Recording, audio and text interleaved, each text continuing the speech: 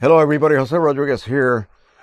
I'm going to tell you something that just happened and then make sure you watch my next video that will come out tomorrow. All right. I was printing some test chart, but here's what happened. When I was trying to print that, I started getting this very weird results. Oh gosh, I thought, Jose, this never happens to you. Come on. It's lacking something, isn't it? Something is not flowing correctly. What do you do when something happens like that? You see it coming out. You quickly cancel your print job and perform a nozzle check. As you can see, really odd. I am losing mostly my matte black ink was not flowing. Why would that matter, you may ask?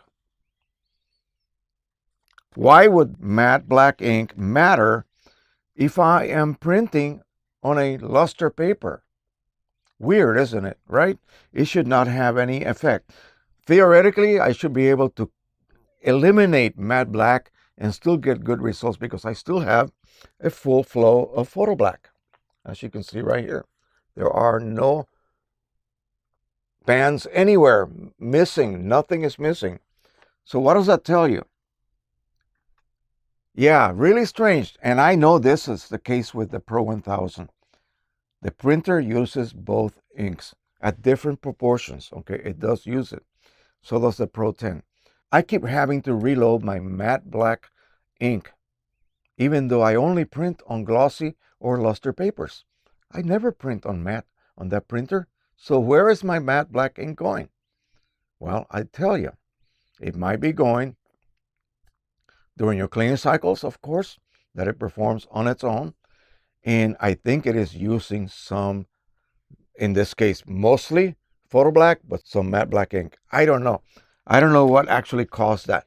But I ran a cleaning cycle after I reloaded all of the cartridges, brand spanking new, back up to full. And then I did a nozzle check and I got a perfect result. As you can see, nothing is missing. That means reset and refilled cartridges.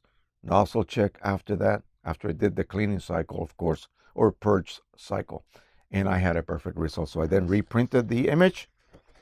Bingo, perfect. Okay. And the funny thing is that I don't see banding here. In this case, it should have been photo black, not printing. Well, I really don't know what happened.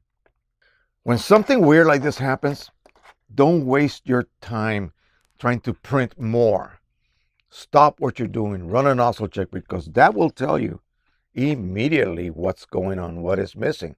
So always run a nozzle check. Do not waste your time trying to figure out what the heck is going on. Stop what you're printing. In other words, cancel the print job. You'll waste a piece of paper, of course, but it's better than killing your print head. Okay? You don't want to do that. This is a lot cheaper than a print head. So run that nozzle check. When you see something weird, then proceed to do a check of your cartridges. Make sure that the levels, in other words, how much do they weigh, matches the actual indicators reading on your driver on your computer. Okay?